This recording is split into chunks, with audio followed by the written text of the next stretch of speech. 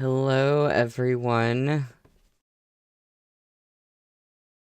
I'm glad to see you here, Nina and Henry. It has been a time trying to get these streams to happen. uh, I have been struggling because the internet and the weather and traveling because of the weather. And now I'm back, and hopefully everything goes well today. Um, because if it does, then we are finally finishing volume 1 of Case File today. Um, since we barely got anywhere last time, I'm just gonna start over from the beginning of the chapter that we were on, because I think we only got a page in before we started having issues anyway. Henry, as icy as Chiaga's eyes. Oh my god. Yeah.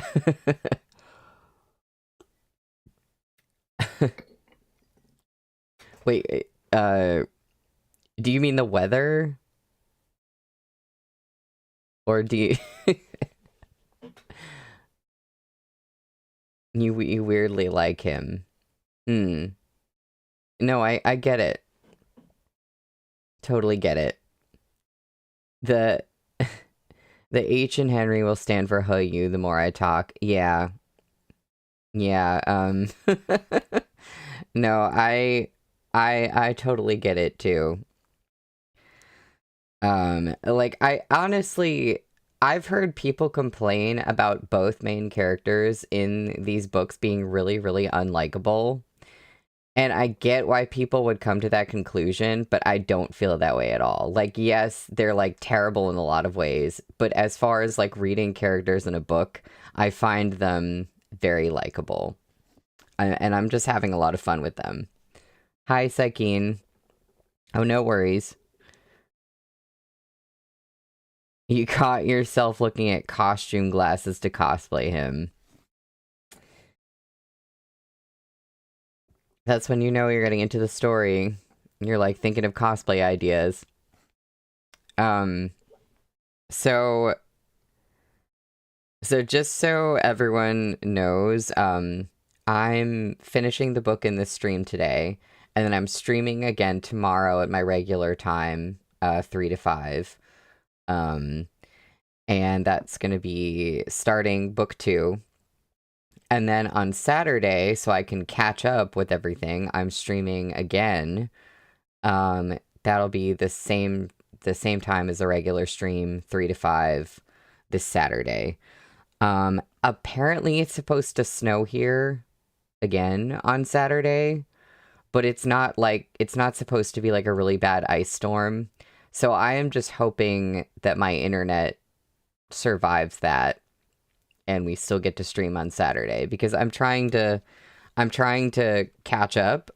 So I don't want to skip that extra stream. Things keep happening, so who knows, but yeah. Um so today we're finishing the book. We're reading chapters 27 to 29. Thank you for the gay thoughts and prayers. Much appreciated, Henry. So I'm going to get started. We are on page 365 for chapter 27. He went to see Chenman. The frigid, straight as an arrow, and masculine Xie Qingcheng never could have imagined that there would come a day when a boy would curse him out as an old pervert in his head. That's a great opening line for the chapter. Nor could he have dreamed that said boy had climbed on top of him the previous night like a little pervert himself, and forcibly kissed him with such hot-blooded urgency that he nearly shoved his tongue into his mouth. It seemed that some schoolboys these days took the wholly unreasonable path of weaponizing their good looks, excellent grades, and the fact that they would have still been considered minors centuries ago, in order to act with such impunity. He Yu was one such wholly unreasonable Shueba who was using acting in a drama as a means of softening the heartache from his unrequited crush. But he was a last-minute replacement for a rather insubstantial role, and the series was short. As a result, filming wrapped up quickly and he returned to school. Before heading back, he sent a message to Xie Qingcheng, then left the hotel with the suitcase in tow. The day He Yu returned to school, Chen Man invited Xie Qingcheng to visit the cemetery with him bright and early in the morning. The little police officer had just solved his first case all by himself and felt that this occasion was worth commemorating, so he wanted to have a chat with his big brother. It was an interprovincial case. Chen Man was carrying a fruit basket and paper money as he walked through the cemetery over to his brother's gravestone. His movements were hurried, and he nearly tripped over a bush. An interprovincial bicycle gang thievery case, said Xie Qingcheng. Chen Man's face turned red. But bicycles are vehicles too. They're still assets of the people. Xie Qingcheng paid him no attention. He took the fruit basket, set it before the grave as an offering, and lit the paper money on fire. The heat from the flames created a halo of distortion in the air. Xie Qingcheng looked at the photograph of the striking young police officer on the gravestone and the row of characters traced over with gold dust. In remembrance of Chen Lisheng. Chen Lisheng's life had been cut short in his early 20s. Xie Qingcheng's impression of him had already grown fuzzy. He only remembered that, unlike Chen Man, Chen Lisheng had been a serious and steady young man. When he brought Chen Man, who was still very young at the time, to visit the Xie family's home, every other phrase out of the elder brother's mouth seemed to be, "thank you," or "sorry for the trouble." Even the last message he sent to his colleagues before he was murdered was, "Something's come up today. I'll probably be late. Sorry for the trouble." Xie Qingcheng looked at the pitch-black headstone and said, "Your little brother has also become a police officer, capable of handling cases all by himself now." Chen Man hurriedly added, "I'll be even more awesome in the future. I want to be transferred to the Criminal Investigation Department." Xie Qingcheng shook his head. "Your IQ is too low." Chen Man couldn't muster a response to this. "Unfortunately for you, your brother got all the intelligence." Chen Man knew that Xie Qingcheng didn't want him to climb up the ladder. The higher he climbed, the stronger the headwinds. One misstep, and he would be blown down and fall to a grisly death. So, in his own way of caring, Xie Qingcheng always discouraged him like this. That feels like an important line, where it says, "so in his own way of caring." Like, I feel like that's telling us something about Xie Qingcheng. Like, we should be aware of the ways that he might be caring about He Yu when he says things that, like, sound disparaging. But he's actually, like, looking out for him or something. Chen Man didn't get angry. Instead, he muttered a few more words under his breath to his older brother, lit a cigarette, and set it down in front of his brother's offering stand. He closed his eyes and spoke with his palms pressed together. "Guh, one day I'll solve that unfinished case of yours." Silence fell between them. Xie Qingcheng knew that Chen Man was referring to the case of his parents' murders. The case was a frustrating one. Anyone with a discerning eye could tell that it was no ordinary car accident that had killed Xie Qingcheng's parents. Likewise, everyone at the police department had their suspicions. But even so, what could be done? Xie Qingcheng's mom and dad didn't die in the course of an investigation, so they couldn't be posthumously honored as fallen heroes. Additionally, the person who had orchestrated the crash left no indication of foul play. To complicate matters further, there were too many suspects who might have held a grudge against his parents, as they had both once been high-ranking members of the force and were involved in countless major criminal cases. Crime syndicates and drug trafficking organizations alike could have been involved. I know, I'm having like deja vu to another series, and the car accident that is not an accident. Like, what is going on here? In the end, all the evidence indicated an accident involving a large, out-of-control vehicle was to blame, and the police could only wrap up the case accordingly. It was absolutely impossible to open an investigation on a cold case like this. Xie Qingcheng had done his utmost to seek answers regarding his parents' death himself, but he'd given up eventually. It was still a struggle for someone who was so cool-headed to gaze toward the path to the future, even when their tears had yet to dry and their heart had already died. Xie Qingcheng finished arranging the incense. Seeing as Chen Man still needed a little more time, he went ahead and began to wander around. His parents' graves weren't in this cemetery. A plot in this place was very expensive. The price of some graves that included a mausoleum could easily get you a house in a second-tier city with change to spare. The annual maintenance fee alone was also shockingly high. Only the wealthy and influential could afford to be laid to rest here. As Xie Qingcheng strolled through the graves, he found himself standing before a statue.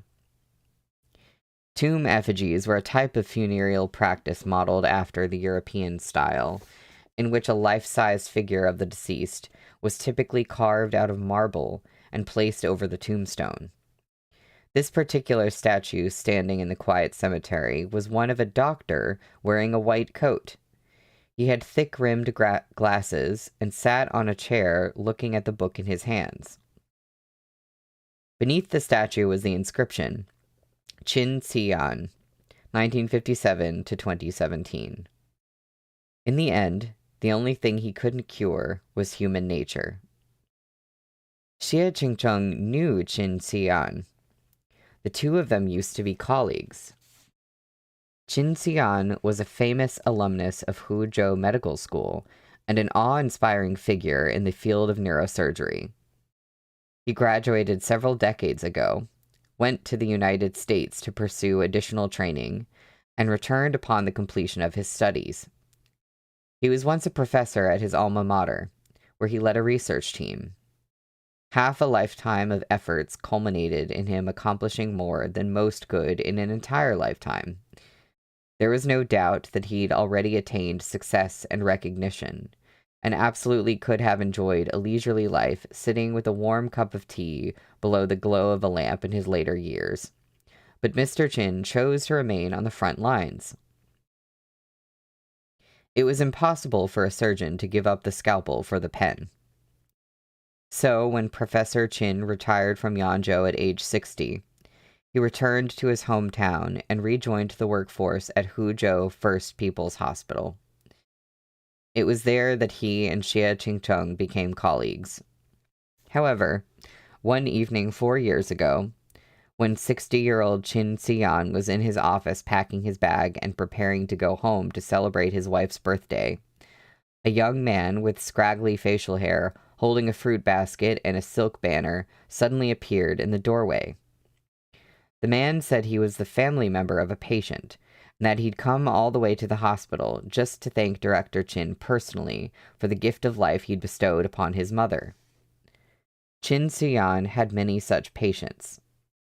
Seeing as the man was covered in sweat and his complexion was pale, Dr. Qin deduced that he must have spent a long time on the road, and invited the man into his office for a cup of tea. But no one could have anticipated that, just as the old doctor bent his head to pour water to steep the tea, this timid-looking young man would silently rise to his feet and pull out a sharp knife from the bottom of the fruit basket, its steel blade gleaming in the cold light.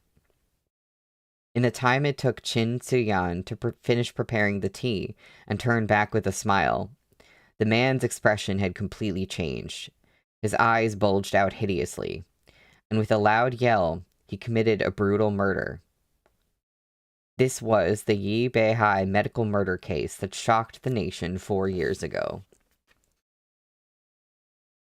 According to the surveillance footage that the police collected afterward, the criminal Yi Beihai had pinned the elderly doctor, Qin Suyan, against the wall and stabbed him in the chest and abdomen 13 times. Fresh blood sprayed all over the relatively small office. From the handwritten patient files on the desk to the silk banner the murderer had brought as a cover, everything was painted a hair-raising crimson. When those who heard the commotion came running into the office, Yi Beihai was already covered in so much blood that it was difficult to discern whether he was a human or demon. Before everyone and their shocked cries, he lifted the body of the old man who dedicated his entire life to the medical profession into the air and hurled him out the window. Thrown from such a height, the mangled corpse completely smashed to a pulp as it hit the ground with a great thud. Seeing his work, Yi Beihai retracted his head from the window and stood gleefully in the pool of blood as he held the dripping, glinting knife. He tilted a smile toward the skies and shouted, "Payback! For cheating others of their money! I'll kill you! I'll kill you!" But what caused this bloody, deep-seated hatred? What exactly led the young family member of a patient to do such an inhumane thing to an old doctor graying at the temples? The findings that the police reported after their investigation infuriated all levels of society, and public opinion boiled over like hot oil. It was revealed that Yi Beihai's mother was a brain cancer patient with the glioma. The tumor was malignant, and its location within the brain was precarious. Despite having visited a number of hospitals, there wasn't a single doctor who was willing to operate on her. The single mother was afraid that seeing a doctor would be a waste of money, so she didn't want to treat it, preferring to wait for death instead. However, her son, who was already past 30, still expected to be waited on hand and foot and lazed around all day without looking for a job. Fearing that no one would look after her incompetent son once she kicked the bucket, she didn't dare die yet. Her condition continued to deteriorate as she waffled on what to do. In the end, she heard that the Department of Neurology at Huzhou First Hospital was very famous, and that the doctors there had a strong sense of medical ethics. On top of having the best surgical skills, some Buddha-hearted members of staff even went so far as to help find ways to raise money for impoverished patients or reduce the medical fees out of pity. With her heart full of hope, the mother carried a burlap sack packed with local seafood specialties from her hometown and got on the green train that took her to this unfamiliar metropolis. And there's a footnote for green train. Trains dating back to the 1950s with forest green livery and yellow trim. They are much slower than modern trains, with few, if any, amenities. Although these trains are being phased out, they are still the only train service serving some remote areas. But after she arrived, she was left utterly disoriented by the city, with its thousands of layered buildings and tens of thousands of terraced streets. It took this woman, who didn't even know how to make electronic payments, an eternity to find the hospital. Though she eventually managed to find her way, she didn't know how to register for an appointment. With her timid nature, she ended up standing in the bustling hospital lobby for an entire day. At the end of the workday, a doctor finally noticed this woman emanating a pungent, fishy odor. The doctor inquired as to the purpose of her visit and asked for her information. He even gave her his phone number and told the woman that he'd help her think of a solution. Following this meeting, the woman's thick stack of medical files was handed over to the Department of Neurosurgery at Huzhou First Hospital. No one knew what was discussed behind closed doors. But in the end, the mother did indeed receive the discount she had hoped for, and her surgery was scheduled. With her heart filled with gratitude, she began to wait for the dawn of her new life. Meanwhile, her gambling addict of a son remained in their faraway hometown without accompanying his mother for even a single day. The surgery fee was reduced, but in an opulent place like Huzhou, where the ground was paved with pearls, and gold was hardly better than iron, the living expenses were still immense for this mother. She lived frugally in a tiny hotel room stuffed with 8 beds and smelled of damp mold. For food, she would split a single gaozhuang steamed bun into 3 meals and drink hot water from a charity booth. That's another footnote. Marketplace stalls reserved for vendors who are elderly, disabled, or come from low-income backgrounds.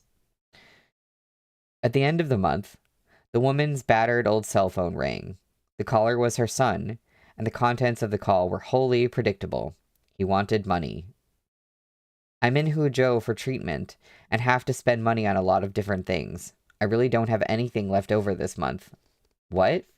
The young man on the other end of the line immediately erupted in fury, his shout nearly puncturing the sick old woman's eardrums. No money? Then what am I going to do this month?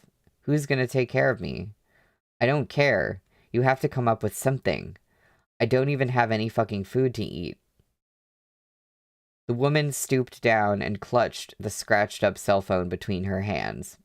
She stammered as though she had done something wrong. I really don't have any more money.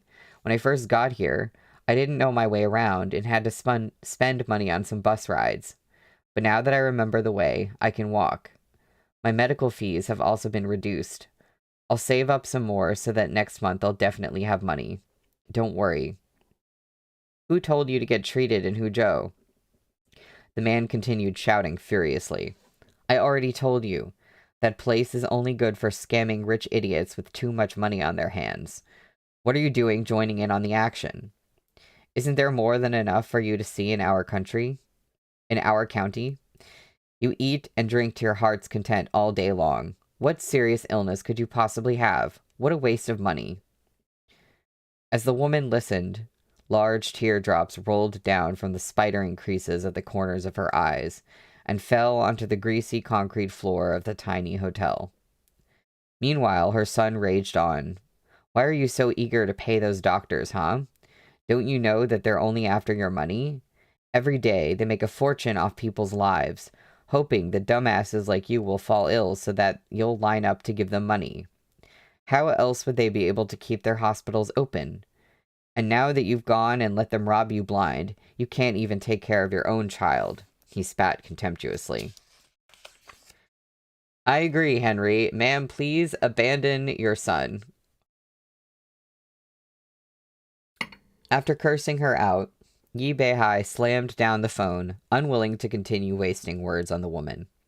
He angrily threw on his clothes, dug out the last 50 yuan he had from under his bed, and headed for the illegal gambling den by the entrance of the village.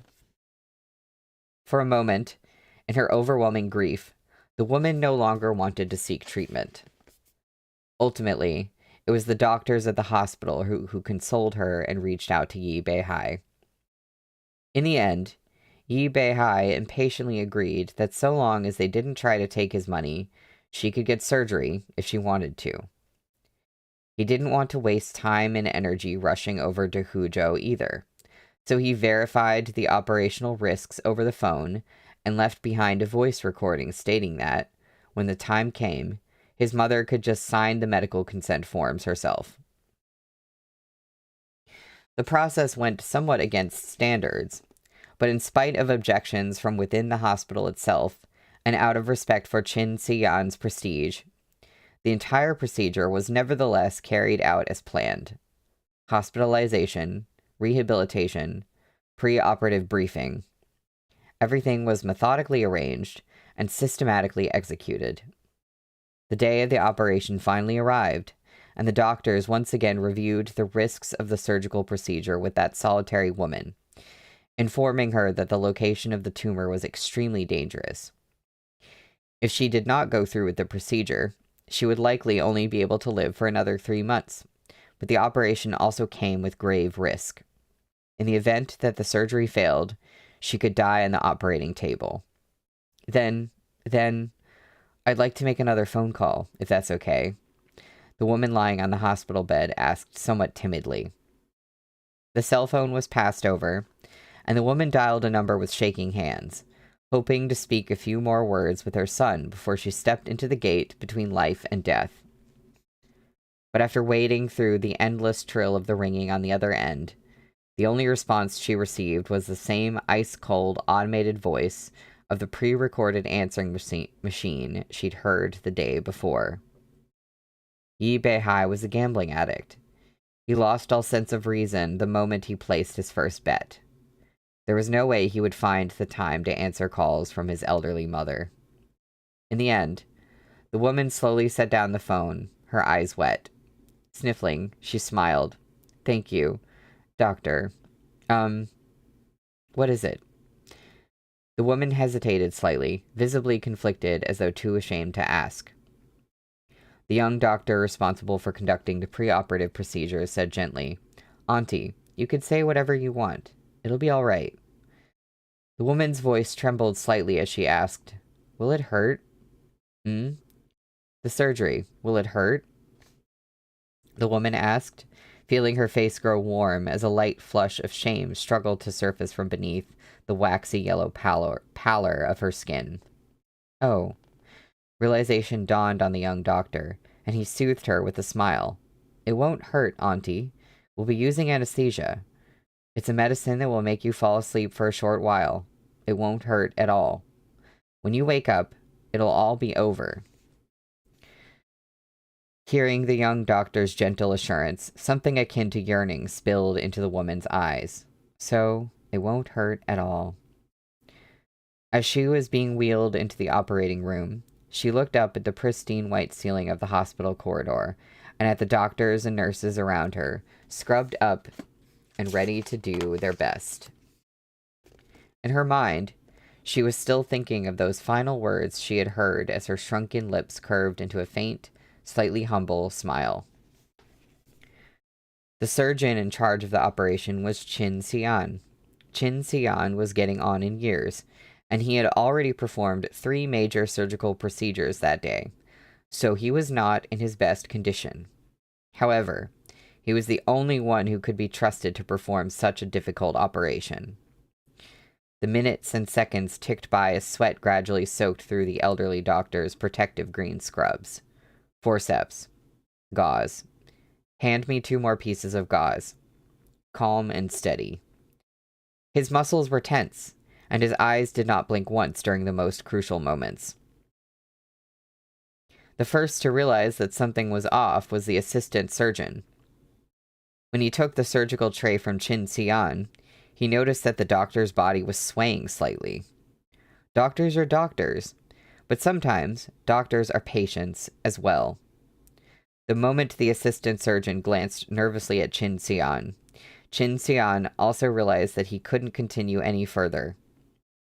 He slowly and carefully completed the step that he was in the middle of.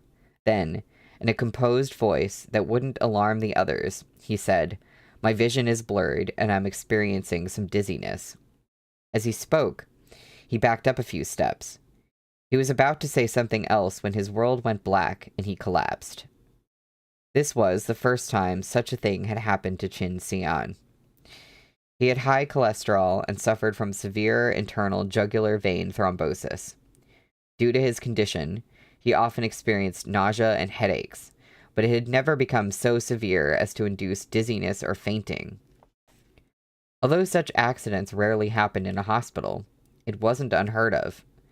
During residency, doctors were taught how to finish an operation smoothly with the remaining doctors should an unexpected situation arise. But the location of the woman's tumor was too risky. Even though the other doctors tried their best, the operation still ended in failure. The mother was gone. All of a sudden, the son became very filial. He couldn't afford to be unfilial, since he had eagerly waited for the measly allowance that his mother provided him every month. What's more, when she passed away, his housekeeper, cook, and servant all disappeared. Yi Beihai felt as though he had plummeted into hell. There was no way he could accept it. After some rumination, he eventually concluded that it was the doctor's fault. They must have tricked his mother into having surgery and staying in the hospital because they were after her last bit of money. Assistance? Reduced fees? How could such a golden goose just fall from the sky? They must have thought that they hadn't squeezed enough money out of her, and that this old bag of bones could be used as a free specimen in medical experiments. Those scammers must have tricked his poor mother, lost and alone in an unfamiliar place, into wrongfully dying under the knife. The more he thought about it, the more convinced Yi Beihai became. He lay on his bed in the deep, dark night, as the strange hooting of owls outside in the tiny village began to resemble laughter, swarming in his head until it became a whirlpool of hate that dragged him down into its depths. Oh, no, Henry, his mother died. She was the housekeeper, the cook, and the servant. I don't think she had enough money for that. But, I mean, it's... God, Meat Bun really knows how to get you, like, just, like, completely pissed off about characters that you were only just introduced to. Oh, no, no worries. The next day, the economically impoverished and culturally backward Yi Beihai, who owed money to anyone and everyone, scrounged up a rusty butcher knife at home, ground it on a whetstone until it shone, and wrapped it in a thick, dirty towel. Then, he went to the small shop at the village entrance and threatened the shopkeeper into handing over all his cash before setting off for Huzhou. A few days later, the news of the Yi Beihai medical murder incident exploded across the country like a clap of thunder, striking the heart of the public. The news and social media platforms brimmed with shock at the incident, resentment toward the criminal, and reminiscence for Qin Xian. But gradually, some slippery snakes and venomous scorpions began to emerge from their nests in the middle of this chaos. Was Qin Xian really as kind and compassionate as he seemed? It's true that the death of Yi Beihai's mother is quite suspicious. Yi Beihai deserves sympathy. He and his mother lived in such poverty, never knowing where their next meal would come from, so it's normal for such a child's mind to become twisted. Thanks to certain official and verified WeChat and Weibo accounts, these sensational articles and arguments began to circulate. To gain attention, many people began to doubt Qin Xian, from his academic papers to his moral character. Some even believed that he should have retired if he was getting on in years. After all, there was no need to selfishly cling to his position and authority, only to bring harm to both others and himself. Moreover, they began to find ways to dig up information about Qin Xian and his family. They questioned why his daughter married a foreigner and moved abroad. Because what was so good about a foreigner? Wasn't that the same as providing for a traitor with the motherland's money? They asked why Qin Xian's wife married him when she was more than 10 years younger than him, concluding that it was definitely because she was after his wealth. Maybe she wasn't even his lawfully wedded wife. Everyone, dig a little harder. Maybe we'll find out that she was actually a mistress who displaced the rightful spouse. The victim's personal affairs became an intoxicating drug for this audience, blocking their ability to smell the yet undissipated blood in the hospital, and allowing them to willfully sink into a revelry as they tore down the walls of privacy and abandoned their conscience. There was also another verified Weibo user who unearthed a documentary from the depths of the internet. It dated back more than a decade and covered Qin Xian's trip to the front lines of a certain disaster relief effort to treat the wounded. That account knew how to create a commotion without being punished. They expertly clipped a part out of context that showed Qin Xian and his colleagues sitting in an ambulance and presented it without comment. A young doctor, who felt bad seeing how bone-weary and desperately thirsty his mentor was, handed Qin Xian a bottle of dextrose solution. Some of the comments read, "I'm not trying to disrespect Qin Laoshe's goodwill, but I have to ask, aren't supplies extremely limited in these disaster areas? There definitely aren't enough supplies to go around for the patients, but he took such a huge sip. Did he even think about the dying patients on the hospital beds? Did he pay for that dextrose solution?" Henry. Yeah. God forbid a man has a spicy little age gap relationship. Oh my god, I just realized something. I just became Liv. Yes, in this moment, you have become Liv. You are so correct, though. You see, the doctor has to be conscious and awake to tend to patients. We could see what happens when he's not conscious, trying to attend to patients. Professionals have a lot of power.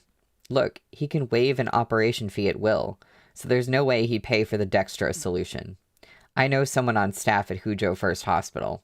They said the professionals are all corrupt. Surgery fees are no less than 5 figures, so if you see them including a discount, it just means that they'll sometimes use those patients for risky experimental procedures. Otherwise, how else would they hone their medical skills? But the most shocking and disappointing of all was the rationalization of Yi Beihai's actions.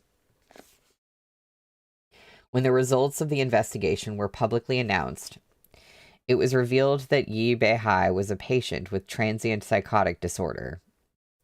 According to Article 18 of the criminal law, if a mental patient causes harmful consequences at a time when he is unable to recognize or control his own conduct, upon verification and confirmation through legal procedure, he shall not bear criminal responsibility. And there's a footnote for that. Criminal Law of the People's Republic of China. From the Congressional Executive Commission on China, January 15th, 2013. That's like the one footnote in the Seven Seas books I've seen that's like a literal citation. However, evidence collected in the investigation ultimately demonstrated that Yi Beihai was mentally sound when he killed Qin Xian, that he hadn't lost control of himself at all. Consequently, Yi Beihai was still sentenced to death. However, many doctors and nurses felt immeasurably resentful and hurt due to how the dispute was dragged out, as well as some of the baffling opinions expressed by the general public at the time. Even now, there were still those who remained fixated on those incidents and commented on them. With the events of the past on his mind, Xie Qingcheng gazed at the gravestone with a blank expression for some time before walking up to it. Xie Qingcheng. The sound of approaching footsteps accompanied by a woman's astonished voice suddenly came from behind him. "Why are you here?" Now, who is this? That's the end of the chapter.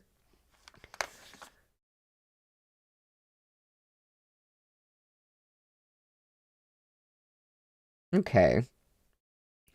We're on page 383 for chapter 28, which is called I Also Saw Chenman.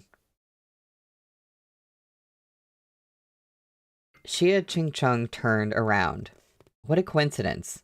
Was the cemetery having a huge bargain sale today? Everyone was coming to visit the graves in droves. The small group of people standing before him were his former colleagues from Huzhou Medical School. To be honest, they didn't really count as colleagues, although Xie Qingcheng referred to them as such. Rather, they were Qin Xian's students who were mostly in neurosurgery, a different department from Xie Qingcheng's. "Long time no see," Xie Qingcheng offered after a long pause. Among these doctors was Nurse Zhou, the one who'd changed Xie Qingcheng's IV drip in the urgent care unit the other night. In stark contrast to Xie Qingcheng, Nurse Joe was a forthright person with an irascible temper, making it quite difficult for them to see eye to eye. After glaring at him for a while, she couldn't help but say, "Xie Qingcheng, what's the meaning of this? What are you doing coming to Qin Laoshe's grave?" Xie Qingcheng remained silent. "Hurry up and get out of here. Someone like you shouldn't be paying respects at Qin Laoshe's grave." "I've no intention of paying respects," Xie Qingcheng said. "I just happened to pass by." I know they have beef, but it is really weird. Like, someone like you shouldn't be paying respects at this grave. Like, I need to know the extent of their beef. Upon hearing this person speak with that attitude, the other doctors standing by couldn't hold back anymore. "Professor Xie must be living it up at Huzhou Medical School. Isn't that right?" one of them sneered. Are they really mad because he, like, quit being a doctor? Like, I don't understand. "Must be nice, having so much free time that you can come and stroll around in a cemetery. Teachers really do have it easier than doctors." Xie Qingcheng looked at them dispassionately. "What's wrong, everyone? Did I commit a crime or do something wrong? If you want to become the next Qin Xian, then be my guest. There's no need to expect everyone to follow in his footsteps." "Xie Qingcheng!" Nurse Joe was scandalized by his words. Her horse-like face pulled even longer in her disgust. "Have you no shame?" "I'm unenlightened," Xie Qingcheng replied. "I have a sense of self-preservation." I'm wondering now if, like, after Qin Xian was murdered, if Xie Qingcheng was just like, "I'm getting out of this profession," and he quit being a doctor because of that. But I'm not sure why everyone would be so angry at him for that. Like, that's understandable. "Leave. Just hurry up and leave." "That's right.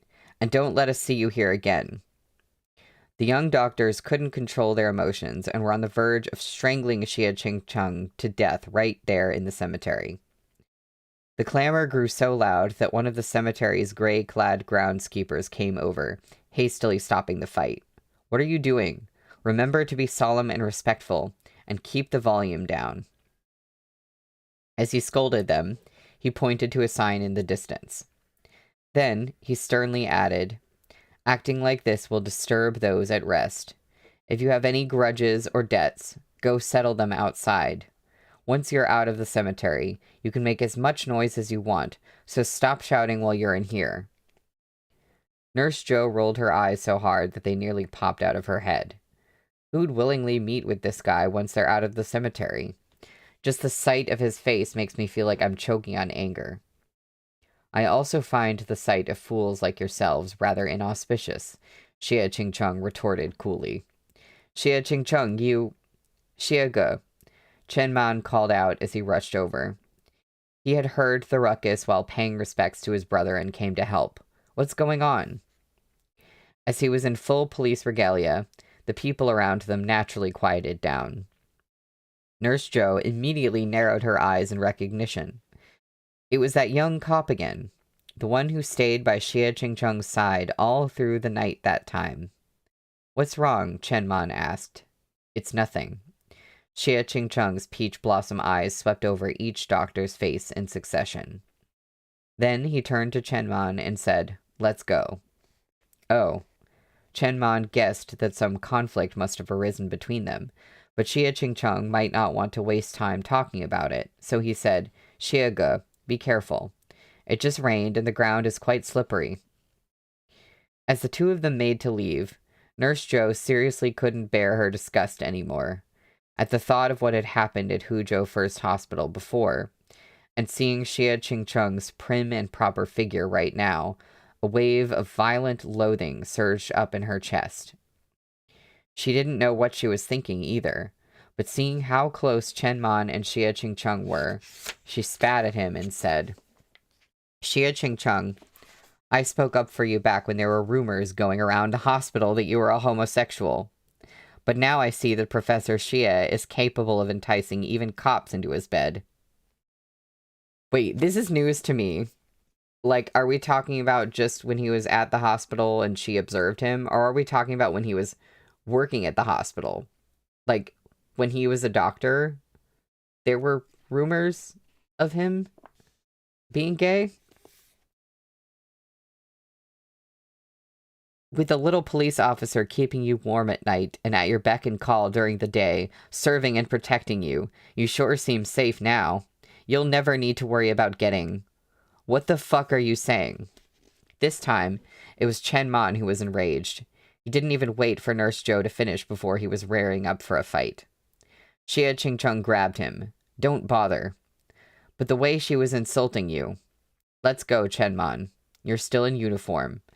Think of your reputation, warned Xie Qingcheng. The reminder was like a splash of water to the face, and it brought Chen Man back to his senses. Chest heaving and jaw clenched, he glared viciously at those people once more, before finally leaving the cemetery with Xie Qingcheng.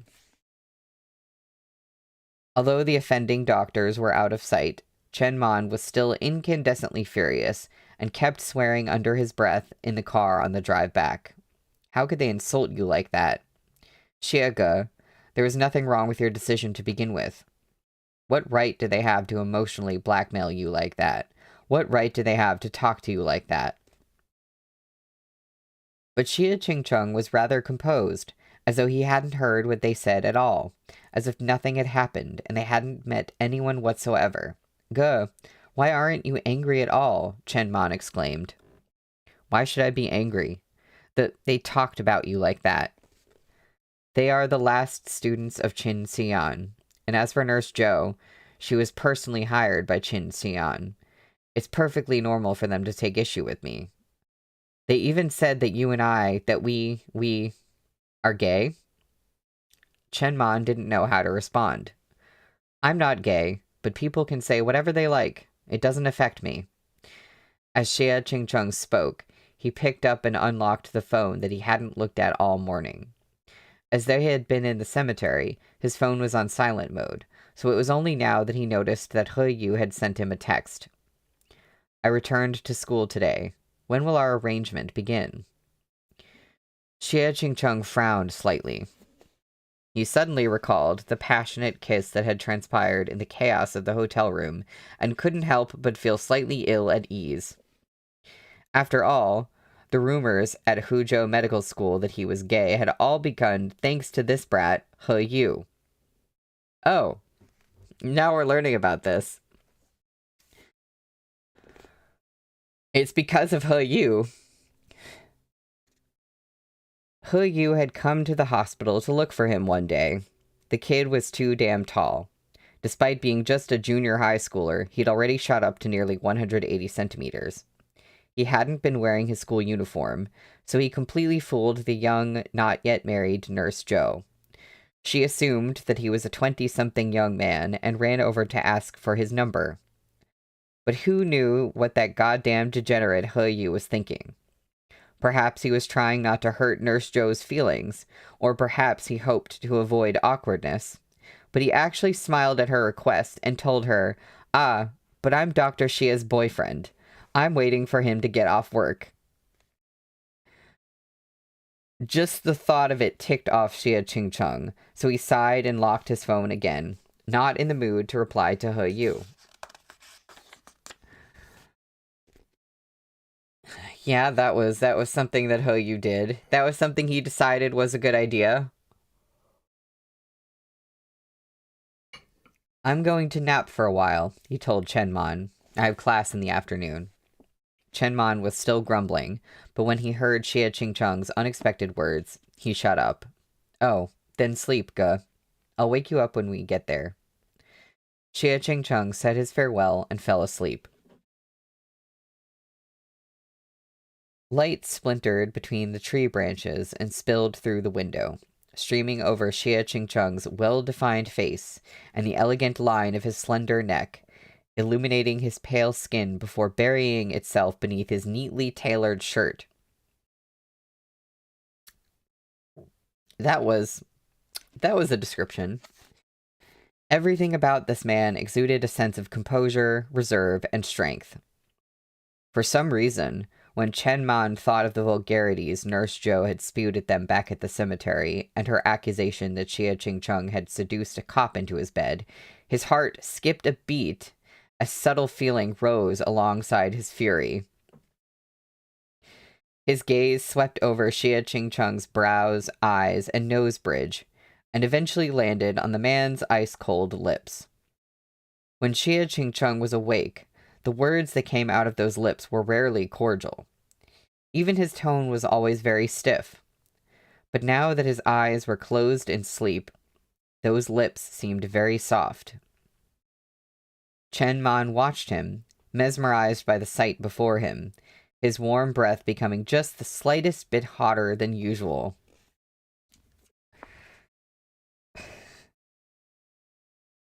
Fall brought an end to the loud clamor of cicadas at Huzhou University. But as though irritated by the tranquility settling over the human world, the dry leaves fell in succession, crunching underfoot as students walked by, smoothly shifting the noise from the tree branches to the ground. When He Yu returned with his luggage in tow, he had the good fortune of running into Xie Shui, who was leaning against the doorway of the little shop by the school's gate with her head tilted upward. "What's up with you?" He Yu asked by way of greeting. At first, he wanted to go the other way and pretend he hadn't seen her, but then he felt that there was no need for him to avoid her. He hadn't told her how he felt, and Wei Dongheng might not even accept her affections. The two of them could at least continue to interact as friends for the time being. Xie Shui had a tissue pressed to her nose, and her voice was nasal when she spoke. "I don't know. Maybe it's the dry fall weather, but my nose is bleeding again. Ugh. Oh, wait, you're back. Why didn't you tell me earlier?" "What's the point?" "But if you're constantly getting nosebleeds, then you should go get it checked out. Take some time off and I'll go with you to the hospital." It's fine. It's not that big of a deal." "What do you mean it's not a big deal?" He Yu frowned.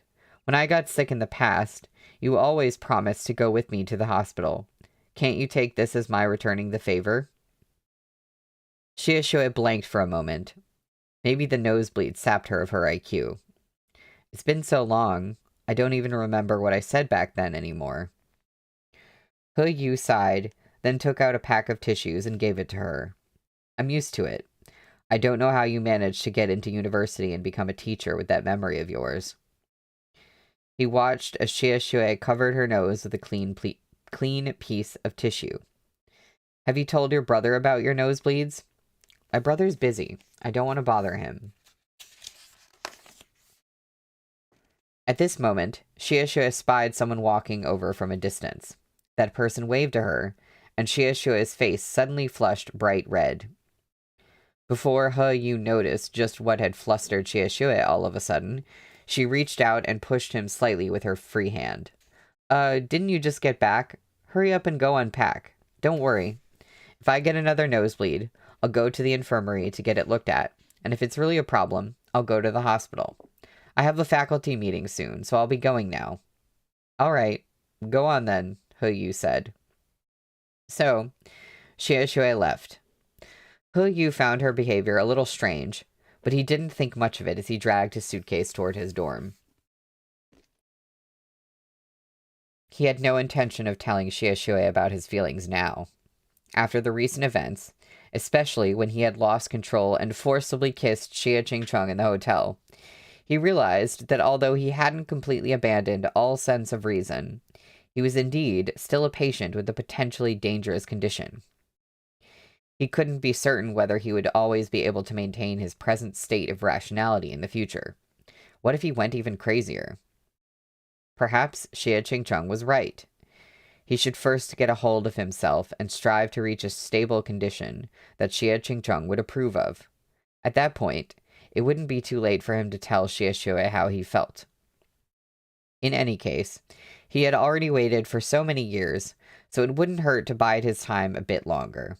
Plus, He Yu figured that a scoundrel like Wei Dongheng wouldn't actually get together with Xie Shui. So much for that. When He Yu returned to his dorm, All his roommates happened to be out.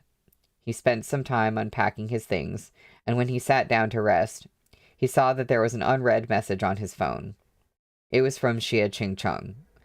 After leaving him unread all day long, Xie Qingcheng finally deigned to grace him with a reply. 6 p.m. Wait for me in front of the medical school's laboratory number 3. He Yu needed to honor his agreement with Xie Qingcheng and begin receiving the so-called training. He Yu arrived outside the medical school's main laboratory right on time, but it was another 30 minutes before Xie Qingcheng finally made his appearance. Professor Xie's neat, snow-white lab coat meant that he had probably just finished teaching a specialized course. Huzhou was warm in the early autumn, as the city remained blanketed in lingering heat and humidity. So now that his class had ended, Professor Xie unbuttoned his white coat, revealing the light gray blazer and sharply tailored trousers underneath. With a swipe of the employee ID card hung around his neck and a beep, Xie Qingcheng walked out of the main building's sliding doors. His coat fluttered in a passing draft, and he reflexively tamed it with the clipboard in his hand without pausing as he descended the tall flight of stairs of the laboratory, calm and unruffled. He Yu watched him coolly, one hand wrapped around the strap of his messenger bag, and the other stuffed into his pocket. Your sense of time is really lacking. Class ran late, Xie Qingcheng said. Have you been waiting for long? Come and eat with me first. Going on a little date. The food at the medical school's dining hall was excellent, far better than that of Huzhou University. Professor Xie and He Yu made their way there. Dinner time had already passed, so there were only a few stations cooking made-to-order dishes that were still open. A scant handful of late-comer students were scattered throughout the spacious dining hall. Xie Qingcheng swiped his employee ID card at one of the order windows and then returned to his table with the receipt scribbled out by the dining hall auntie in his hand. While they were waiting for their food, a pair of male students walked up beside them. Surprisingly, they were holding hands. This is so funny. It's like the specter of homosexuality is just like following them everywhere. Xie Qingcheng didn't even notice at first, but later, after the two of them sat down across from each other and chatted for a while, the taller of the two leaned forward and tenderly kissed the other student on his fair-skinned cheek. Xie Qingcheng and He Yu stared in mute horror at this gay couple. Then, the two homophobic straight men moved in astonishing unison. Without waiting for the other to react, they both stood up and moved to the table furthest to the side. Why are you... He Yu began. I can't stand it. Aren't you a doctor? My medical philosophy and personal life perspective are two separate matters. Xie Qingcheng pushed one of the beers he had grabbed from the fridge toward He Yu, then pulled open the tab of his own can with a pop. The creamy white foam bubbled to the top. He took a sip. Why would men get together with someone of the same gender? Wouldn't it be very awkward? He Yu also opened his can of beer and touched it to Xie Qingcheng's. We're not doing innuendo with the beer cans, are we? I feel like we are. I've got to say, Dr. Xie, I really do approve of some of your ideas. A gay classmate even asked me out once before. He gave me a huge bouquet of roses. What happened then? I broke his shin. Xie Qingcheng had nothing to say to that. The dining hall auntie stuck her head out of the order window and shouted at the top of her lungs. Number 19 is ready. 2 spicy dry pots. Come and get 'em. Xie Qingcheng stood up and went to fetch their meals. Of the 2 spicy dry pots, one was vivid red in color, filled to the brim with diced chicken, stir-fried with dried chilies, facing heaven peppers, and Sichuan peppercorns. The crispy cubes of chicken were hidden within a sea of deep-fried chili peppers, studded with glistening and tender pieces of chopped green onion. Slices of garlic fried over high heat gently emitted an extremely appetizing aroma from where they lay atop the mountain of chicken and dried chilies. God, I want to eat that meat bun. This was Xia Qingcheng's order. As for the other dish, though it was called spicy dry pot in name, it wasn't spicy at all. It was a pot of pork ribs that had been mixed with fermented bean curd and onion powder, and then fried until they were crisp on the outside and juicy on the inside. Plump slices of king oyster mushrooms, scored with a crosshatch pattern, curled up into themselves, while boldly sliced sections of leek diligently drew out the fragrant juices from the mushrooms and meat. I want to eat that too.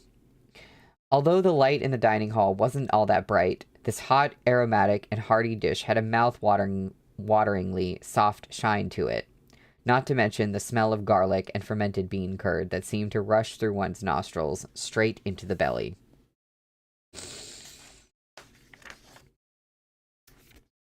I ate a sandwich earlier, but I much rather would have eaten one of these. Xia Qingcheng pushed the pot of fried ribs toward He Yu. He Yu frowned at the dish. Xia Qingcheng glanced at him. You don't like it?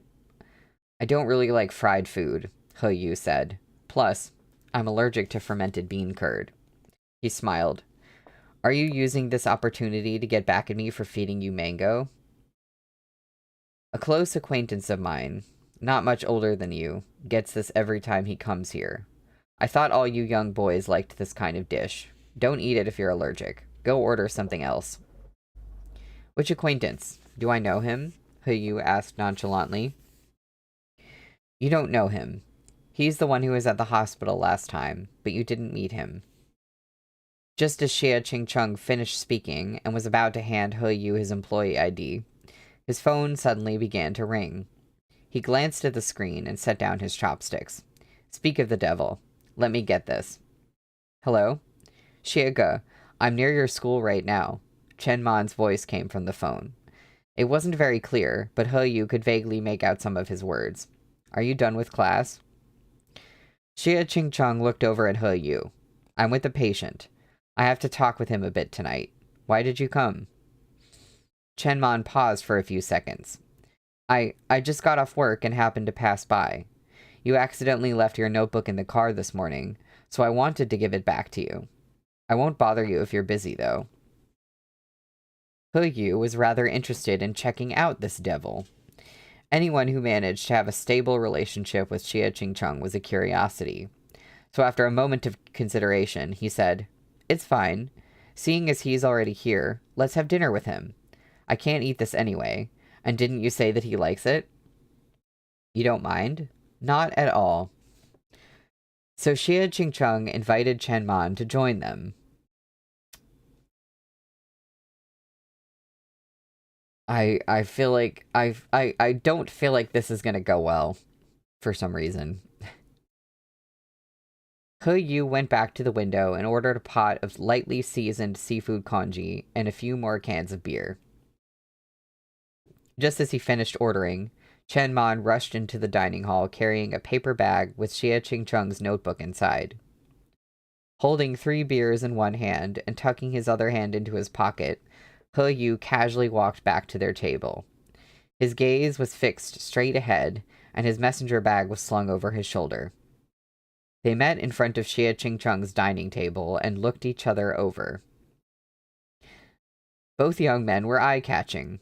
Chen Man had a fresh, lively appearance and exuded a sunny vibe, while He Yu was exceedingly beautiful and elegant. Anyone would give pause when they saw their faces. When their eyes met, they both froze for a moment. He Yu felt that Chen Man looked a bit familiar, and the feeling appeared to be mutual. Did they meet before when the police investigation was going on, or am I remembering wrong? Because I feel like they could have seen each other then. But neither of them could figure out where they had met before. Chen Man was a very amiable person. Shaking off the odd feeling, he smiled at He Yu first. Meanwhile, He Yu slipped on his refined, public-facing mask as per usual, and offered Chenman a polite smile.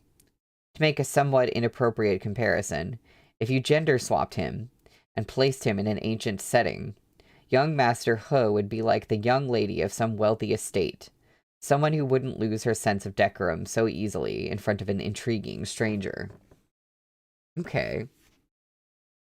Hello, Chenman said. Hello, officer. He Yu returned the greeting. Chenman started in surprise.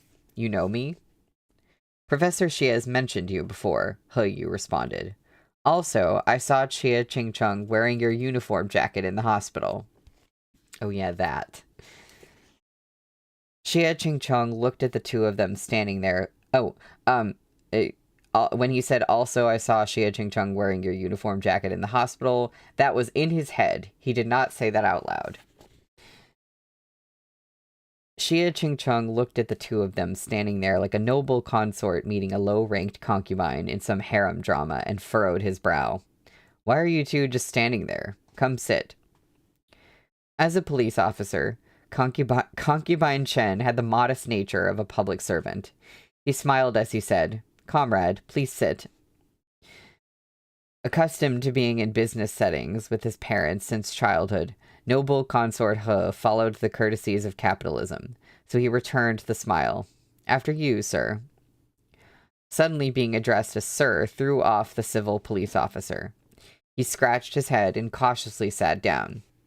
Likewise, the member of the bourgeoisie was surprised to suddenly be called comrade, but took it in stride.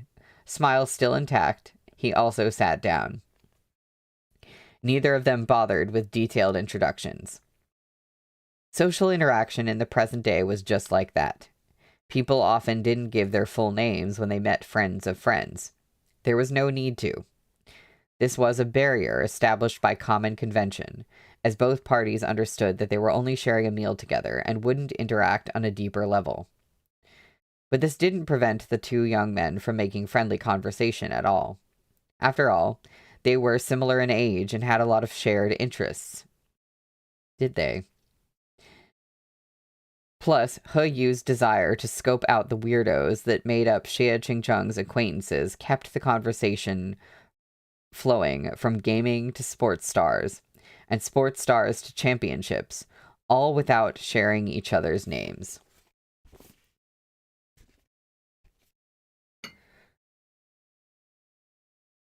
Okay, so the names are important, is what I gather. Toward the end of their chat, both these dashing youngsters, Chenman and He Yu, were all smiles. The communist and the capitalist had a very friendly and amicable interaction, almost as though the Chinese Communist Party and the Chinese Nationalist Party had agreed to present a united front. The generational gap between the two of them and Xie Dage might as well have been as wide as East Africa's Great Rift Valley. He watched from the sidelines, unable to contribute even a single word. Haha, right? That kick was amazing. A complete shutout. That's really quite rare. Did you see the game against England? I was on call that day, but I watched the replay. The middle-aged man was getting fed up with the two youngsters' chatter. Are you two going to eat or not? Chenman reacted immediately. He realized that he was chatting a bit too pleasantly with his peer, so he hurriedly passed Xie Qingcheng a can of beer. Guh, have a drink. He Yu lowered his head without batting an eye and pressed a bent finger lightly to his temple, hiding the mocking smile playing at the corners of his mouth. Of course, he had done it all on purpose. Chenman had accompanied Xie Qingcheng to the hospital, so their relationship must be pretty good. He Yu's interest in this police officer's personality had been piqued, so he wanted to see just what kind of person could put up with a paternal man like Xie Qingcheng. Now, he could see that Chenman was indeed a silly little fool with an extremely sunny disposition. Xie Qingcheng's grumpy scolding led Chenman to worry about neglecting the older man, so he didn't dare to chat with He Yu any further. Instead, he started to ramble idly to Xie Qingcheng. As they neared the end of their meal, He figured there wasn't much else to say. With a smile, he said, "Professor Xie, shall we talk business? I'll leave once we're done." Xie Qingcheng didn't intend to keep him either, so he handed He Yu a list of names. "These are some students who often skip class. I'll give you a week to talk to each of them and see if their behavior changes after that." He Yu accepted the slip of paper and looked it over. "Why are they all female students? Male students are on my list." He Yu examined this list carefully. "The number of students on my list is the same as yours," Xie Qingcheng said. I'll also talk with them over the course of this week. I'll take attendance at next week's lecture, and if you manage to convince fewer students to come back to class than me, you lose. If you lose, you have to do grunt work for me." "Won't it be very difficult for me to succeed?" He Yu asked. "Since you're the teacher, won't they come if you threaten to fail them? How can something easy be called training? You might as well ask me to spoon-feed you milk." He Yu didn't want to waste any more time arguing with him. A Shueba wasn't afraid of a challenge, so he haphazardly stuffed the list into his messenger bag. "I'll be going then. You'll see the results in 1 week." Then he nodded very politely at Chen Man. "Take your time eating, officer. Maybe I'll run into you again sometime," he said with a smile. After He Yu left, Chen Man turned to Xie Qingcheng. "Ge, is he a patient? He seems rather cheerful." "His issue is minor. He got rejected by his crush. His dad is worried about him and wanted me to give him some guidance." Chen Man was stunned. "Huh? That guy got rejected? With that handsome face? That girl's standards are way too high." "What use is a handsome face?" At the mention of relationship troubles, Xie Qingcheng thought of Hongshi. When he thought of Hongshi, he thought of He Yu's indiscriminate kiss. And when he thought of that kiss, he felt rather uncomfortable. He said to Chen Man with a cold expression, "Just look at him. Does he look like the kind of guy who knows how to earn money or support a family?" For some reason, Chen Man stilled for a moment before breaking into a smile. "Ge, I can earn money, and I can support a family." Xie Qingcheng didn't take this to heart at all. He only treated it as some sort of bizarre competitive impulse between handsome youngsters. "Great. Now go and find yourself a partner while you're still young." Chen Man was dumbfounded. "Eat your vegetables," Xie Qingcheng said blandly.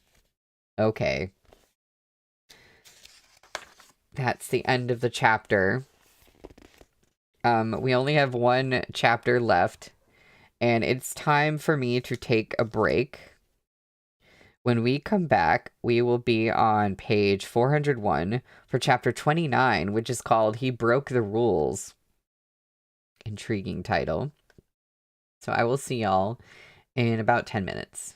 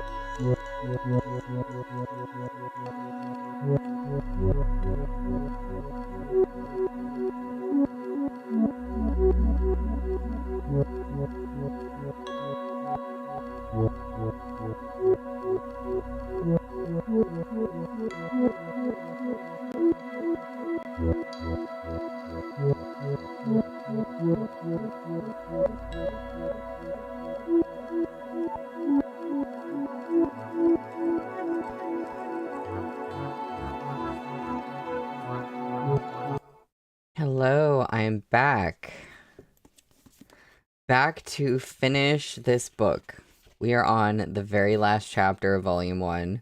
We're finally here after the fates were conspiring against us to do this. And I'm not sure. I might end up finishing before 4 o'clock. And I don't know, we can just hang out and talk about this volume or just wrap up early. It was a little bit, the stream is a little bit on the shorter side, I think. So we are on page 401, chapter 29, He Broke the Rules. A few days later, at Huzhou Medical School, a boy was crying bitterly inside Xie Qingcheng's office. Wow, Professor Xie, I was wrong. I was really wrong. I'm heartless. I'm unworthy of being human. I betrayed your trust. I betrayed the party and the country's expectations of me. I'll never skip class again. Wah. Xie Qingcheng sat in front of his desk, his fountain pen skimming over the paper as he made a check mark on his list of names. All right, you may leave, he said without even lifting his gaze. The boy left, still sobbing. Xie Qingcheng had plenty of ways to deal with problematic students. That clinical medicine major may have strutted in all high and mighty, but he left with tears streaming down his face. On his way out, he bowed several times to Xie Qingcheng and promised, in a voice choked with sobs, that he would turn over a new leaf and behave properly, that he would never skip class again. Even if he were to do so, it wouldn't be Professor Xie's class. Xie Qingcheng closed his notebook and steepled his fingers before himself. All the problematic male students with questionable attitudes towards studying had already promised him that they'd straighten themselves out in the future. Unless He Yu was able to get all the female students on the list on board as well, he really would end up losing this round. Sitting straight-backed in his office chair, Xie Qingcheng felt that victory was near, and thus began to placidly ponder how he'd go about training the defeated little Shueba. After some time considering his options, his thoughts were interrupted by the phone ringing. Hello? Professor Xie, it's me. The caller was a female student, a first-year forensic science major. Like He Yu, she was also a Shueba. Though she appeared on the list of people that He Yu needed to talk to, she was one of Xie Qingcheng's most disciplined students. Xie Qingcheng had deliberately put her name on the list. As an impassive woman who studied cadavers more than Dior and Chanel, she was specially exempted from attending class for no other reason than that this lofty ice queen could learn the course material much faster through self-study. An academic goddess like this was usually rather unsociable. She rarely interacted with her classmates, and didn't always listen to what her professors had to say, but she greatly respected Xie Qingcheng. The first reason was because Xie Qingcheng was at the top of his profession, and could engender the Shueba's appreciation for those stronger than her. The second was because the school rejected her application when she first applied for independent study, and only relented after Xie Qingcheng fought for her by saying that an institution should teach students according to their aptitude. Therefore, she held strong gratitude for his efforts on her behalf. Professor Xie, the boy named He Yu came looking for me. What did he say? He didn't try to convince me right away to focus on studying. He said that you sent him to me so that we could have a heartfelt conversation, and then he arranged to have coffee with me tomorrow. You can go, but don't listen to him. I know. You can count on me, the female Shui Ba said. But Professor Xie, he's from Huzhou University next door, not our medical school. How did you meet him? Is he your relative? He's the son of a close acquaintance, Xie Qingcheng said. His father helped me out in the past, so I teach his son a lesson now and then when he runs into problems. It happened to be the truth, too. If not for He Jiwei, Xie Qingcheng might not have looked after He Yu for so long. Oh. The Shui Ba didn't ask any more questions. In that case, leave it to me. I won't let you down. I'm off to study now. Goodbye. Xie Qingcheng ended the call and tossed his phone into his pocket before packing up his teaching materials and returning to his dorm. Of course, Xie Qingcheng knew that He Yu wasn't someone who was easy to deal with. He looked on with the cool eye of a bystander as those distracted girls returned to class one after another, the number ticking up one by one. By Thursday, all 11 girls on the list, except for the female Shui Ba, had remorsefully adjusted their behavior and come back for lectures. The female Shui Ba was the last holdout. On Thursday evening, she came to ask Xie Qingcheng for help with a workbook problem. Afterward, he asked, Has He Yu spoken to you yet? He has. The neat and competent girl with her hair pulled up in a ponytail responded, We met up twice this past week and had afternoon tea both times. But after saying this, she hesitated briefly before adding, But he didn't talk to me about skipping class or anything like that. He really did just take me out to walk around and have a heart-to-heart. Xie Qingcheng frowned slightly. It was already Thursday, yet He Yu still hadn't talked about the matter at hand.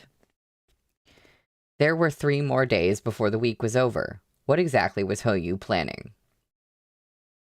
I think He Yu knows that Xie Qingcheng has told the student what is going on.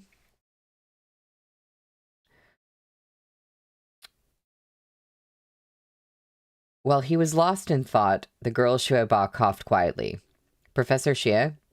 He lifted his gaze and glanced at her distractedly with dispassionate eyes. I have a question I'd like to ask you. Go ahead. Xie Qingcheng had already picked up the fountain pen that he'd used to solve the previous problem from the table. But he put the cap back on the pen upon hearing her question. What she wanted to know had absolutely nothing to do with learning. Is He Yu from the 1001 screenwriting and directing class at Huzhou University? Only a man as staunchly masculine as Xie Qingcheng would be oblivious enough to feminine fancy to fail to understand the reason behind her question. He frowned and sized up the formidable girl before him. Why was she asking him this? He nodded stiffly. Yes. What about it?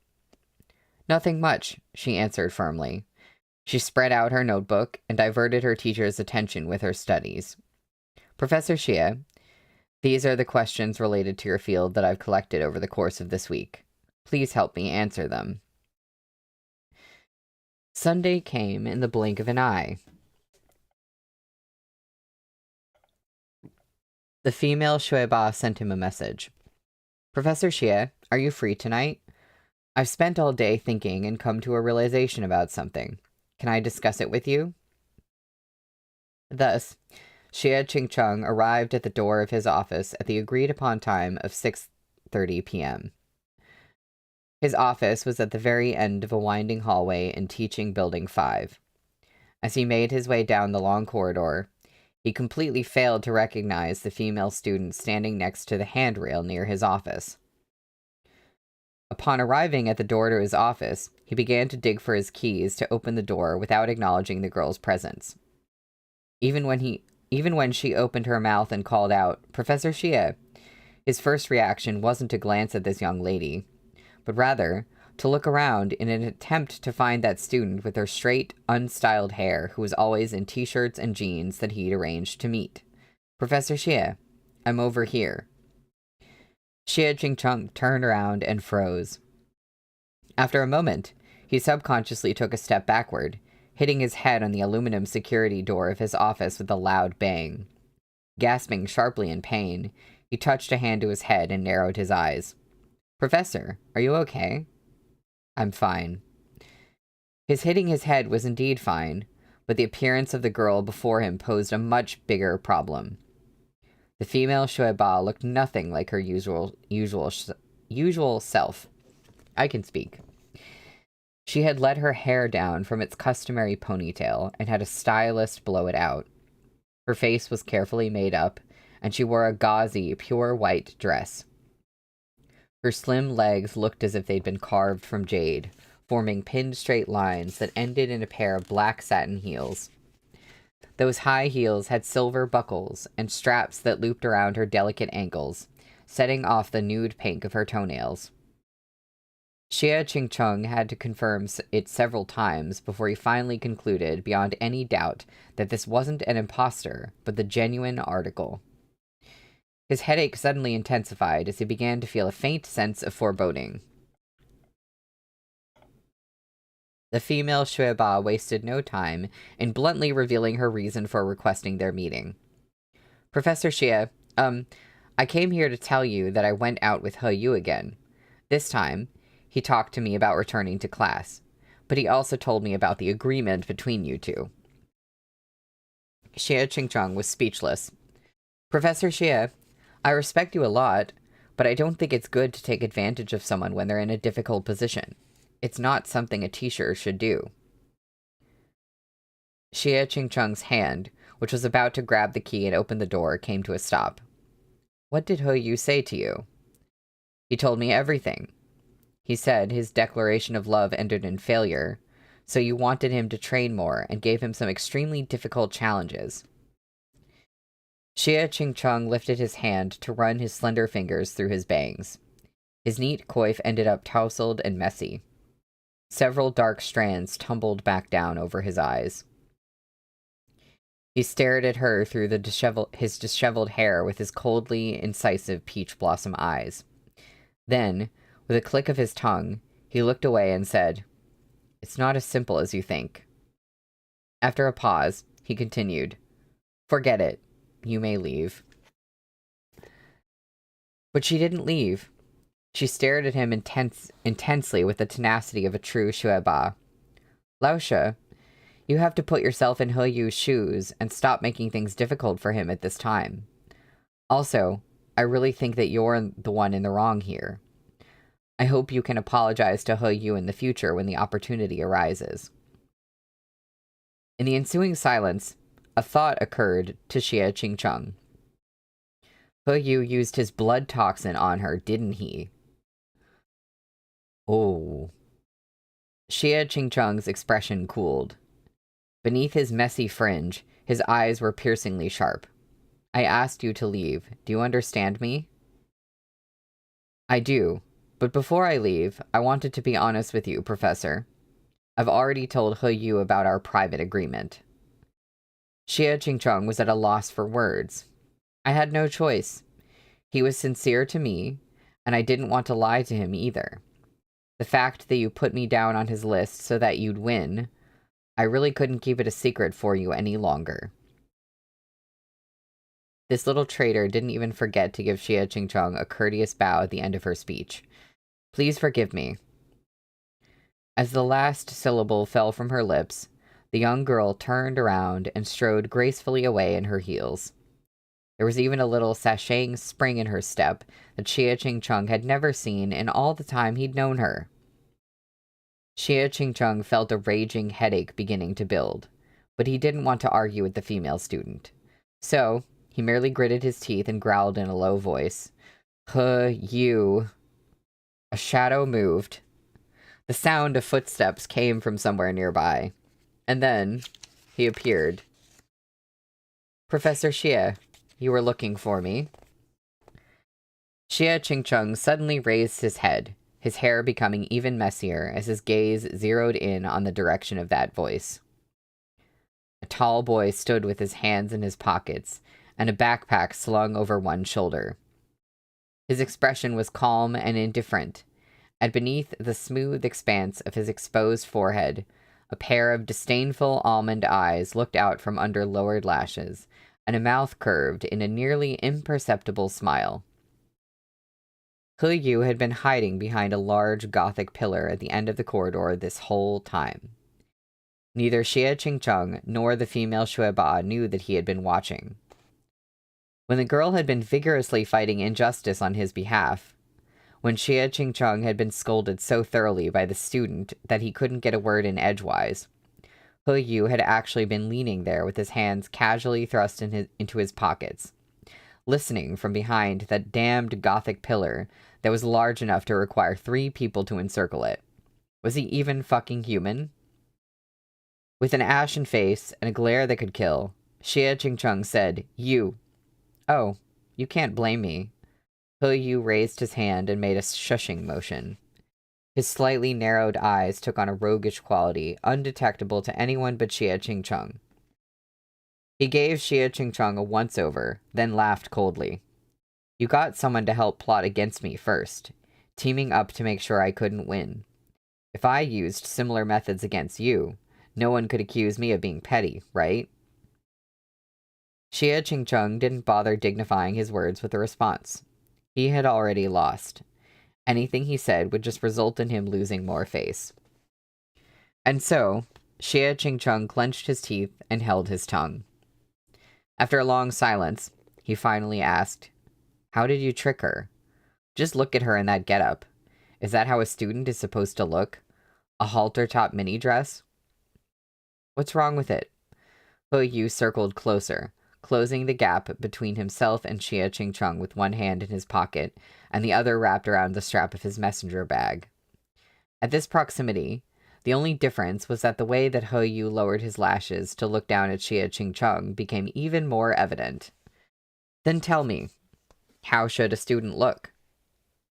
He Yu pressed closer, like he was about to nail Xie Qingcheng through the door. A graphic t-shirt, jeans, high ponytail, and no makeup? "Dr. Xie," he sighed. "Actually, I've wanted to tell you this for a while. I'm not the only one who's sick. You ought to get yourself checked out too. You are way too controlling. Don't you know about straight man cancer? What year is it, and you still think that it's improper for a girl to wear a halter dress?" He Yu took another step closer, bringing them nearly nose to nose. Were they of opposite genders, such a distance would be dangerous in a suggestive way. But as they were both straight men, the proximity took on an aggressive and invasive quality that seeped wordlessly right into Xie Qingcheng's flesh and bones. With He Yu looming over him, Xie Qingcheng had no choice but to lean back against the ice-cold panels of the door. The extreme discomfort of this position finally brought Xie Qingcheng to his senses. Not wanting to waste any more time with He Yu, Xie Qingcheng reached up to press a hand against his broad and sturdy chest. "Forget it. I won't talk nonsense with you. Step aside." Not the broad and sturdy chest. Xie Qingcheng shoved He Yu back hard, then rubbed at his wrist. He lowered his arm, shot He Yu a glare, and then trudged past He Yu to leave. "Wait a minute, Xie Qingcheng." After walking a few dozen meters away, He Yu turned again and leisurely called out from behind him. Xie Qingcheng's expression was already extremely overcast, but after standing there grimly for a moment, he nevertheless turned back. "What?" he asked, face ashen. He Yu had pulled out his list of names from his bag at some point and was now waving it at Xie Qingcheng. "You lost this round." But he didn't leave it at that. The degenerate stuffed the list back into his bag, then took out something covered in pink wrapping paper. He glanced up at Xie... Excuse me. He glanced up at Xie Qingcheng with an aloof expression as he slowly tugged at the ribbon around the package. "Professor, even though you're playing a training game with me, there should be consequences when you lose too," he said, voice unhurried. "Otherwise, wouldn't that be way too boring?" Xie Qingcheng stared at him in silence.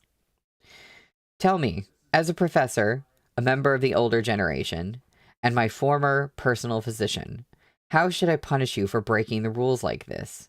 What should I do to teach you a little lesson? You can lose a bet to someone, but you should never lose your graceful demeanor. If you were willing to place a bet, then you had to be willing to accept your losses. What do you want? Xie Qingcheng asked impassively. What a pity. I've not decided yet, Hu Yu said gently. You can just owe me for now. When I think of something, you can repay it all at once. All at once? I think you'll lose to me again in the future.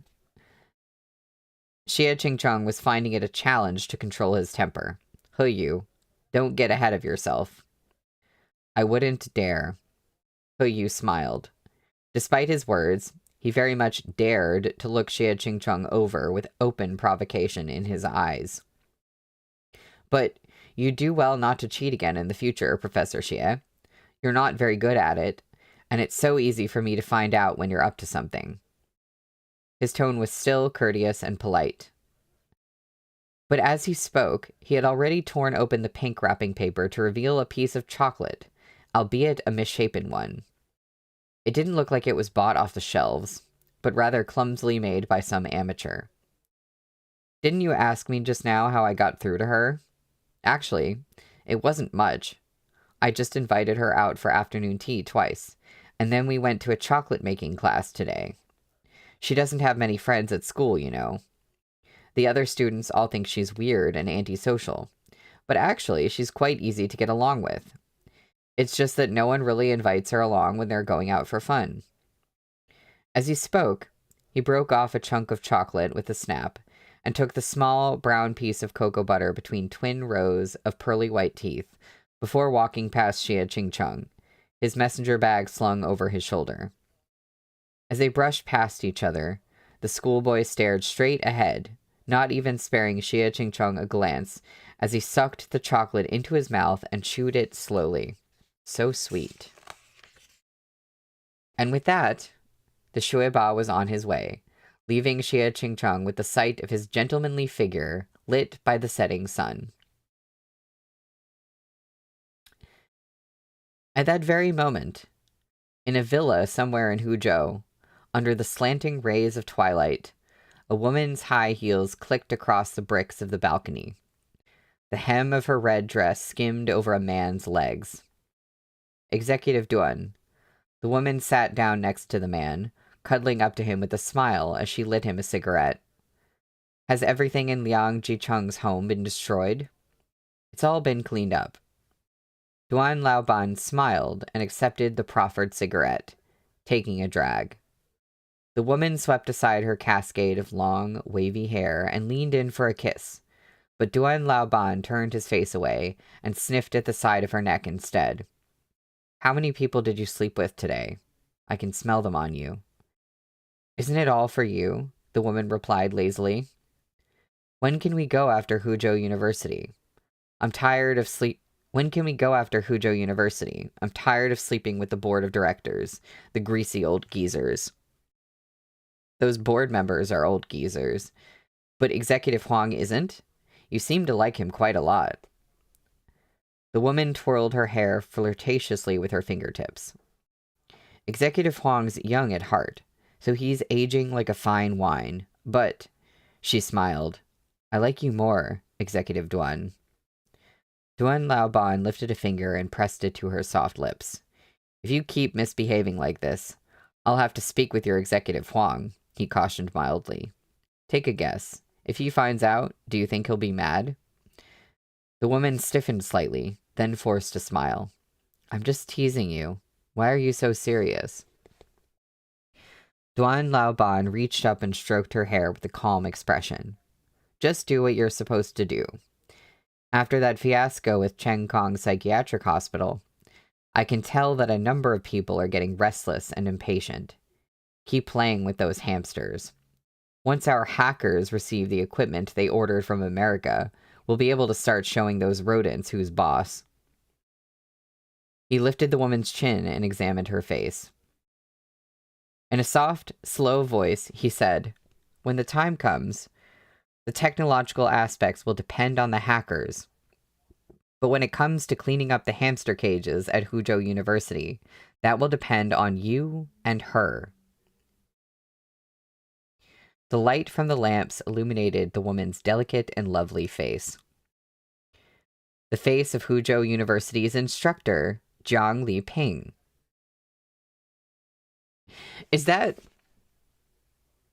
the woman who was really rude to Xia Shui? Xia Shui? I can't. I'm I thought I'm pretty sure it is, right? I'm just Meat Bun is like, she will never introduce you to a random side character and them not be important. They will always be important. I think that is her. I'm pretty sure we met her in like the first stream.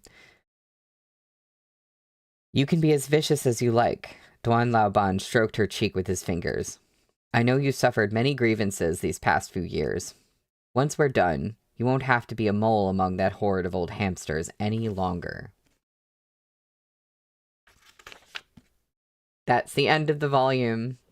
That is the end of the book. Yep. So something is going on here. Yeah. Something is happening, and none of the mystery novel murder, scheme stuff. I didn't expect any of that in this series. I don't know what I thought, like, the meat of the series would be. I don't know what I thought, like, the main plot would be. But I just wasn't expecting, like, crime drama, mystery novel, like, like, whatever the heck is going on. Oh my god, yeah, like, if I were to read this when it first came out and then I had to wait a year...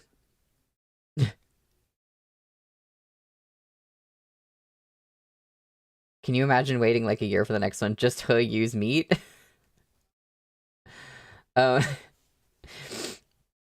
no, but yeah, I I can't. I'm really glad that, oh, the meat of the series. I was like, what do you mean? Just to use meat is the meat of the series. Yeah, I played myself with that one. Um, yeah, I'm glad I'm not reading this, like, just as, the first one has just come out. I mean, I feel like that's probably, unfortunately, it's probably kind of smart with 7C's series in general. And I generally hate, like, waiting for things like that. Like, I hate watching things right as they're coming out. I'll do it, but it just drives me nuts. So, no, I can't imagine. But I'm very intrigued. I feel like I haven't really had my, like, mystery novel brain on for this book. And I feel like I need to go back and reread and, like, turn that part of my brain on and, like, pay more attention. Because I don't know if there's enough threads to put together yet. But I'm not quite putting the threads together at this point. But I can't wait to see what happens in volume 2. Oh yeah, Henry. I'm still trying not to think about Thrice Married and Missville. I'm waiting on the second volumes of those. That's probably smart. I might end up reading Missville at some point, like, soon-ish. But the first thing I'm doing right now, like, the other book that I'm reading right now is silent reading. Since I already read the fan translation, so it's more just like a reread for me and just to see, like, how the translation is. And that way I don't have to sit around after the first novel is over and be like, oh god, what's gonna happen? Ooh, you spotted a meat bun foreshadowing moment for a spoiler you did not know, but now you know. Interesting. Okay. Yes. Oh wait, that's right, Missville. I ordered that, but I'm still waiting on it. Yeah. For a second, I was like, wait, do I have that already? But no, I don't. But it will be coming in the mail at some point. Um, okay. Good to know. I'm excited to read that.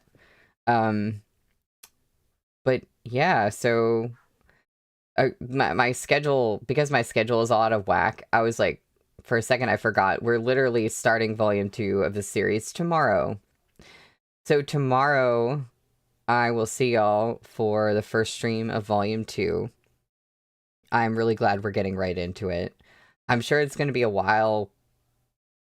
I'm sure it's going to be a while before we like have enough information to piece together this mystery, but at least we don't have to like wait a long time. So tomorrow I will see y'all for starting volume 2, and then on Saturday at the regular time I will see you again for continuing volume 2. Fingers crossed that nothing happens with my internet, especially Saturday. It's going to be snowing apparently, but I'm just going to try to do a stream that day anyway and just hope that it all works out. Um, Hopefully Meat Bun can, I don't know, make the weather be nice to me or something. Um, you know, I would appreciate that. So yeah, thank you for coming to the stream. I will see y'all tomorrow.